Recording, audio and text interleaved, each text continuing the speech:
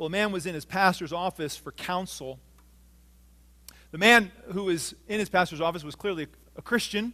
He had been attending church for a long time. He knew all about the Bible and all about the gospel. But he was talking to his pastor because he was considering leaving his wife for another woman.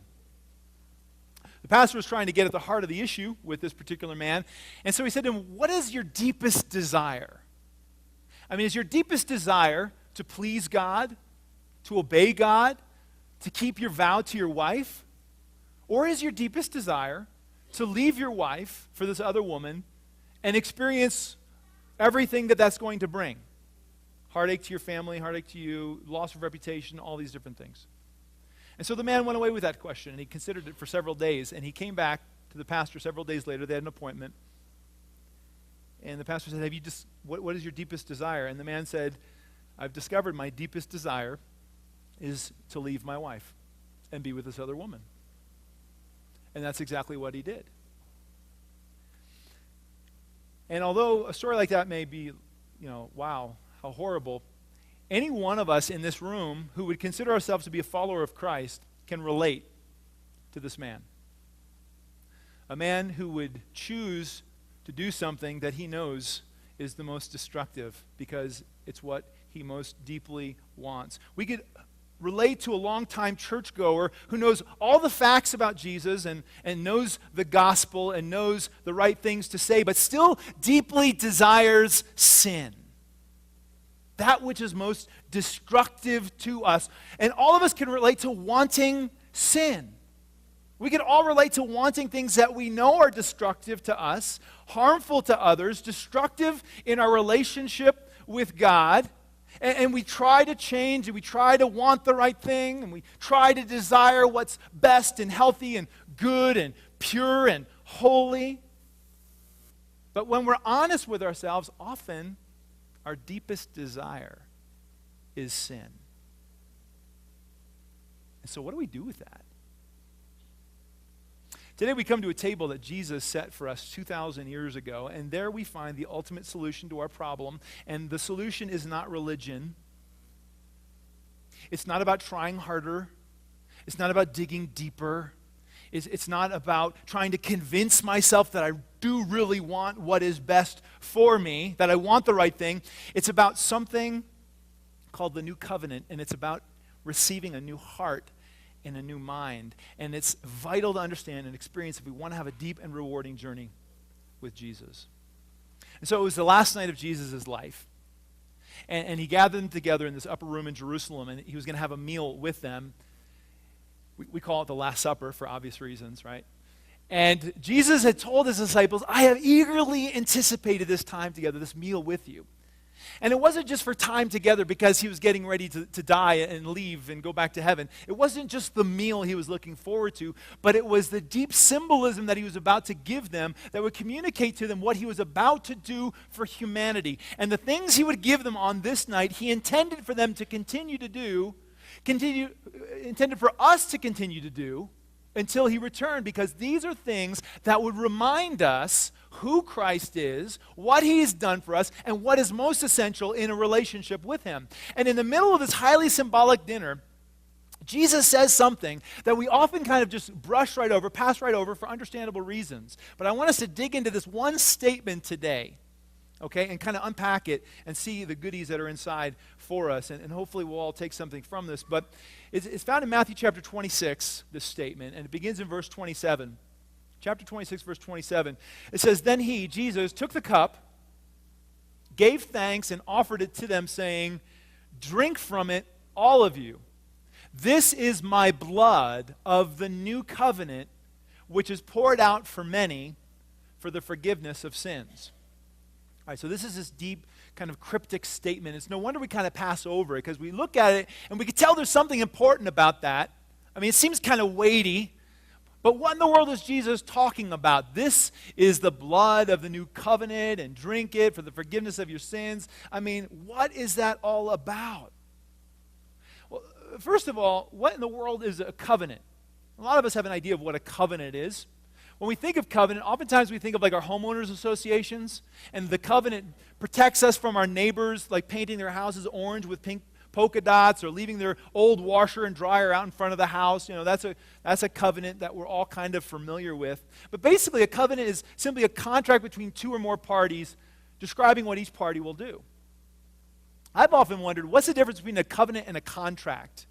And so I did some research on that, and I found a couple things that people will say is the difference between a contract and a covenant. First of all, when a covenant is formed, it's formed between a much higher party with all of the power and a much lower party with less power. And the higher powered party kind of determines the terms of the covenant, while a contract is two equal parties coming together and kind of hammering out the details or the terms of the contract. That's one difference between a covenant and a contract. So in the case of your homeowners association has all the power, and you have none.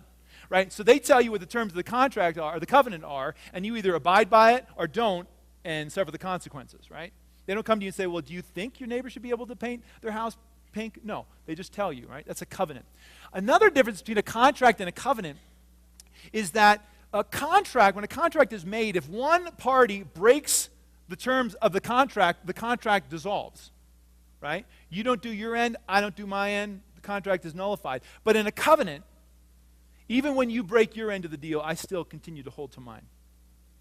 Which is why marriage is really supposed to be more of a covenant than a contract, right? If we treated marriage like a contract, marriage wouldn't last long. Oh, you broke your end of the deal, I'm breaking mine, we're out. Versus a covenant, you broke your end, I'm going to continue to hold mine. It's a covenant. And so all through the Bible, we see God making covenants with humanity. These promises, I'll do this, you do that. Let's make a deal. Here are the terms. Do you accept them? And usually, we make out much better. Like the covenant he made with Noah. I will never again, I will flood the earth, and destroy the earth by flood. That was a covenant. Or when he came to Abraham and he said, I'm going to bless you with a nation. I'm going to give you the promised land. And I'm going to bless the world through you. That was a covenant that God made with Abraham. He set the terms. Abraham accepted the terms. Even when Abraham broke the terms of the covenant, God continued to be faithful. And then we come to the book of Exodus, and God gives the law to Moses on Mount Sinai.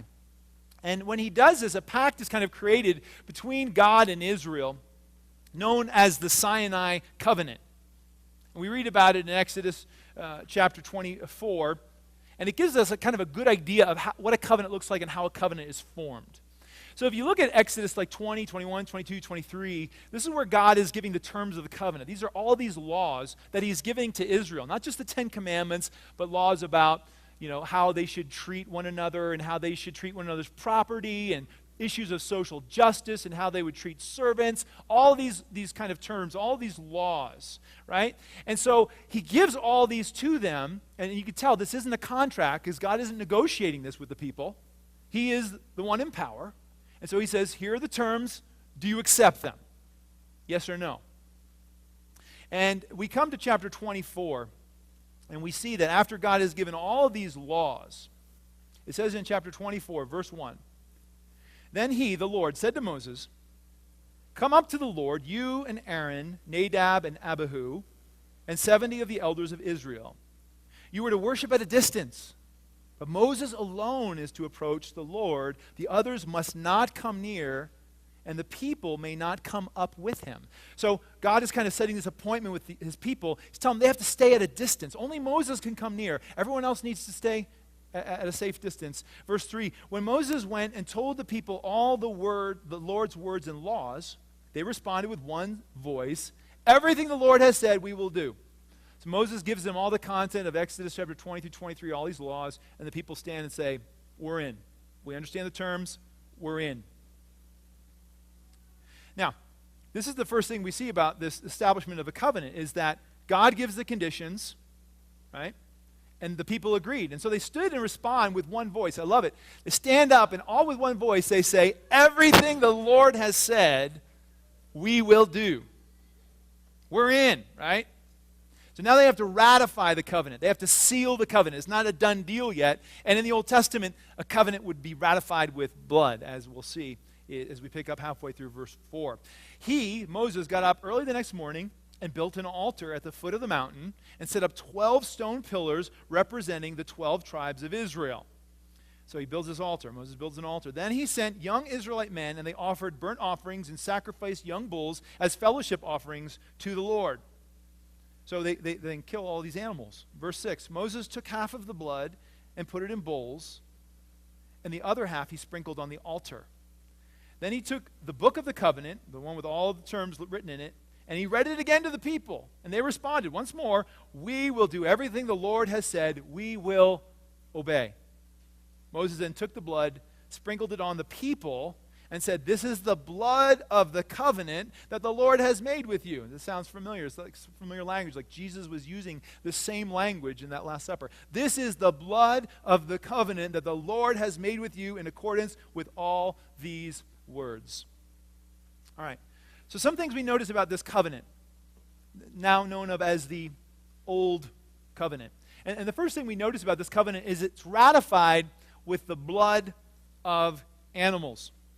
You read in the passage that animals were sacrificed and their blood was poured out. He took half of it, he put it on the altar, and half of it, he kind of sprinkled on the people. And we're all thinking, gross, right? This just did not sound pleasant at all. What's the deal with the blood? Why did animals have to be killed? Why is blood sprinkled on the altar? Why is blood sprinkled on the people? And we could talk a long time about why blood was needed. This is one of those deep theological questions that can go a long time. But let me just simply say this. First of all, the Bible makes it clear that without the shedding of blood, there is no forgiveness of sins. And when someone sins, the sin has to be paid for. And so the blood symbolizes, first of all, this is what happens when you break the covenant. You break the covenant, death results. Okay, this is serious stuff. But more than that, the people didn't give their blood, the animals gave their blood. And so in the very same time, God was providing the blood necessary that would pay for the breaking of the covenant. Kind of. The book of Hebrews makes it clear that the blood of animals can never really pay for sins, right? So really, from the get-go, we see that this covenant is insufficient. But we'll kind of come back to that idea in just a minute. But we also see the incompleteness of this old covenant in the fact that God remains separate from the people. And we saw that in verse 1 and verse 2. As God is setting this kind of meeting with the people, he's saying, you got to stay away from me. Only Moses can come. My holiness is too much for you. You're not ready for this. Don't come near or you will die. And so the people needed to keep their distance because of God's holiness. They were given a system then of how to interact with God. And this tabernacle system is this tent. It's like the first church. And God said, okay, I'm going to live here in the most holy place. And you need to put aside some priests, one tribe out of 12, who can kind of come into this place, but only on certain days and only when they're on duty. And only one day a year can one guy come into the most holy place. Right? And so we have this elaborate system, but this is an insufficient covenant because God is remaining separate from the people. This is not good. And the third thing we notice about this old covenant is that it was ratified externally. It stayed external. Notice, where is the blood of the covenant applied to the people? It's sprinkled on them. It is an external ratification, and it stayed external. This is deeply symbolic. See, ever since Adam and Eve first sinned in the Garden of Eden, ever since they first made that choice to rebel against God and rebel against his law, their internal wiring, their default wiring, the default that would want to obey and please God, had been rewired to now have an inclination to sin. Their minds, their hearts have been rewired. And not only to them, but to every subsequent generation, to you and I, everyone that's ever been born, we now have this new default where we want what is most destructive. We want what is most harmful. We want sin. We want to rebel against God. That is our new nature. And the old covenant did nothing to change that because it remained external. Did nothing to deal with our nature, with our desire to sin, with our inclination to rebel against God. And as a result, did the people keep this first covenant? No. We read through the Old Testament and we just read about them again and again and again, rebelling, breaking the covenant, having other gods, and doing all kinds of horrible things to one another, and it didn't work well. But we read that God continues to stay faithful to his covenant, even though they break their end of the bargain. And finally, after 800 years of patience, before God is ready to send his people off into exile in Babylon, he sends a prophecy through the prophet Jeremiah about a new covenant that he will make. This is how faithful he is. Look, you can't keep the first one. It's not working well for you. I'm going to give you a new covenant. That's how committed I am to you. And this new covenant is quoted in the book of Hebrews, this prophecy given 600 years before Christ. And it's quoted in the book of Hebrews. Let's look at it just briefly. I'll read the excerpts of this new covenant. This is what it says in Hebrews 8:7. For if there had been nothing wrong with that first covenant, the one that we just read about, Moses and Mount Sinai and the blood and all that, apparently there was something wrong with it. And if there was nothing wrong with it, no place would have been sought for another. In other words, if there was nothing wrong with the old one, we wouldn't need a new one. Verse 8. But God found fault with the people and said, the time is coming, declares the Lord, when I will destroy the people for their wickedness. That's what we would expect God to say. That's what I would say if I were God. Good thing I'm not. The time is coming, declares the Lord, when I will make a new covenant. It will not be like the covenant I made with their forefathers when I took them by the hand to lead them out of Egypt. Okay, we're going to have a new covenant. It's not going to be just a restatement of the old covenant. It's going to be a completely new covenant. New nature to this covenant. He goes on, God goes on. This is the covenant I will make with the house of Israel after that time, declares the Lord. I will write my laws in their minds and write them on their hearts. I will be their God and they will be my people. And I will forgive their wickedness and will remember their sins no more. So there was a problem with the first covenant. It wasn't working, and God was willing to make a new one. What will this covenant look like? How will it be different from the first? What will it give? First of all, it will bring forgiveness from sins because it will not be ratified by the blood of animals, but it will be ratified by the blood of Christ. See, Christ would come and give himself as the sacrifice, and no more sacrifices would be needed. And this leads kind of the question, well, what about all those sacrifices in the Old Testament? All these animals, all this blood, didn't they bring forgiveness of the people's sins? And the answer is yes and no. Kind of, but not really. It was kind of like a credit card. You know, this last week, I took my family out to eat. We went out to a restaurant, had a good dinner. And when the bill came, I took out this little piece of plastic, and I gave it to the server, and they brought back a little piece of paper, and I signed for it, and I walked out without ever really leaving any money. And so did I pay for dinner? Well, from the perspective of the restaurant, I did. They got what they wanted, but I haven't paid anything yet. When the bill comes at the end of the month and I then take money out of my account and pay it, that's when I will actually pay for dinner. And so also the sacrifices of the Old Testament paid for people's sins temporarily. But the bill came due at the cross. If Jesus hadn't died on the cross, all of the sacrifices of the Old Testament would have been worthless, meaningless. But because he died, because his blood was spilled, we are forgiven. Period. Our sin problem has been dealt with forever. No more sacrifice needed. That's the new covenant, but it gets better. This new covenant would also bring direct relationship with God. Notice it says in Hebrews, I will be their God. They will be my people. God would no longer remain distant and aloof, present in only a tabernacle. The new covenant would promise that he would be with us. He would be in us. And this was symbolized, if you read Matthew chapter 27, at the moment Christ died on the cross, it says this veil in the temple that separated the most holy place where God lived from the rest of the people, this veil was torn in two at the moment he died, symbolizing there was no longer any need for a human priest to mediate between me and God. I can go directly to God. It symbolized the fact that God was no longer going to remain aloof, but I could be with him and he would be in me. It was symbolizing that I didn't have to go to a particular place at a particular time in order to fellowship with God or be with God or hear from God or talk to God. It means that we have full access to God 24/7. We are his people. He is our God. That's the new covenant. And it gets better. Finally, and perhaps most importantly, this covenant would be ratified internally. It's going to take care of our sin problem internally rather than externally. Notice again in the Old Covenant, the blood was sprinkled on the people. It stayed outside of them. It was something external. Not only is this gross, it's ineffective. Doesn't work. But let's go back to where we began that night.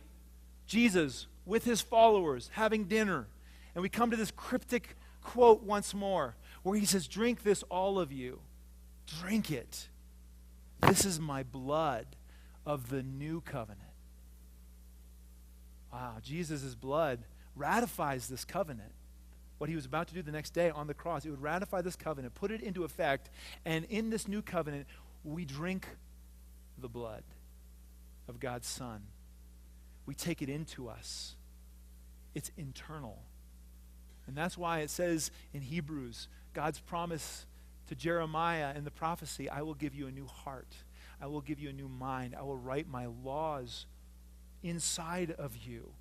I'll take away your hearts of stone that looks at an external list or an external law and wants to rebel from it. And I'll give you a heart that looks at my law and says, it's beautiful. It's life-giving. I want to obey God. I desire to be pure. I want to tell the truth. I don't want to do the things that once were so attractive. This is such an important truth, and it's a great indicator of whether we've experienced the new life or the new covenant. I ask you, what is your deepest desire? Is your deepest desire to please God, to honor God, to obey God? If the answer is yes, if the law of God seems attractive to you, life-giving, vibrant,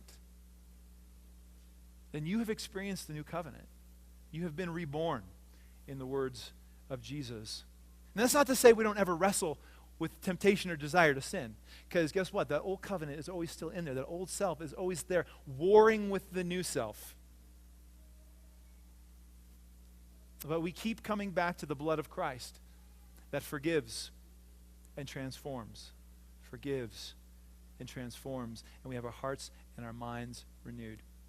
Maybe you've experienced this. You've tried to change your behavior. You've tried to stop getting angry or looking at porn or gossiping or whatever it is that you've been wrestling with, but you keep failing. And then you finally say, I can't do it anymore. I submit. I give up. Christ, you need to do it in me. And then he comes in and he changes your desires. And he changes the anger into patience. And he changes the desire for impure to pure. And he gives you a heart of love for the people around you. And he does it slowly. And he transforms you from the inside out. This new covenant is an internal work that God does. He doesn't tell us to do something, but he gives us the desire and the power to do it. We want to obey. His law becomes attractive. And so Jesus says, this is the blood of the new covenant. Drink it. When he says drink it, he's saying, are you willing to accept the terms of my deal? I'll forgive your sins. I'll remember them no more. I will be your God, and you will be mine. I will give you a new heart and a new mind. And I'll pay the price. What kind of deal is that? What kind of beautiful terms are that? All of this available to us through Christ. Today we have the opportunity to again personally ratify this new covenant. And that's what we're going to do in just a moment. But before we do that, that same night that Jesus eagerly looked forward to, Jesus gave another symbol. It's a symbol of what it looks like to experience the new covenant. It's the willingness to serve one another in humility, as well as willing to be served and have our sins washed away. That night at the Last Supper, Jesus washed the feet of his disciples. As their Lord and their Master, he stooped, took the position of a servant, and he washed their feet, symbolizing washing away their sins. And then when he was done, he said, now you're ready. Now you're ready to take my body. Now you're ready to take my blood. You've had your hearts humbled. You had your hearts aligned with mine. And he said, I want you to do the same thing I've done. And when you do, you will be blessed. And so, for 2,000 years, followers of Christ have been keeping this tradition alive of celebrating the Lord's Supper, eating bread, drinking the wine, and washing one another's feet. These symbols that Christ gave us the night he died to remember who he is, what he has done, and what's most important in a relationship with him. Humble service, forgiveness of sins, a new life, a new heart, a new mind. So in a moment, we're going to actually do what Jesus commanded us to do. We're going to actually wash one another's feet. And if you've never been in a church that's done this before, you're in for a big surprise because we actually do it. And if you're a guest with us today and this just seems out of your comfort zone and you just want to sit and observe, that's fine. If someone comes to you and says, can I serve you, just take that as a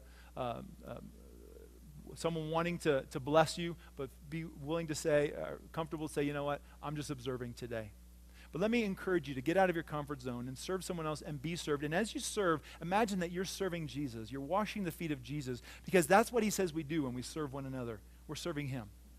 And as you allow someone to wash your feet, I want you to imagine that Christ is washing away your sins, because that is what he says is happening as we actually do this for one another. So I'm going to pray in just a moment, and then we're actually get up. We're going to go through these center doors. We'll get water, find a partner. If you're looking for a partner, see me. I'll help you. Then we'll come back to these side doors. We'll just take about 10 minutes to do this, and then we'll finish up with a quick re-ratification of our covenant.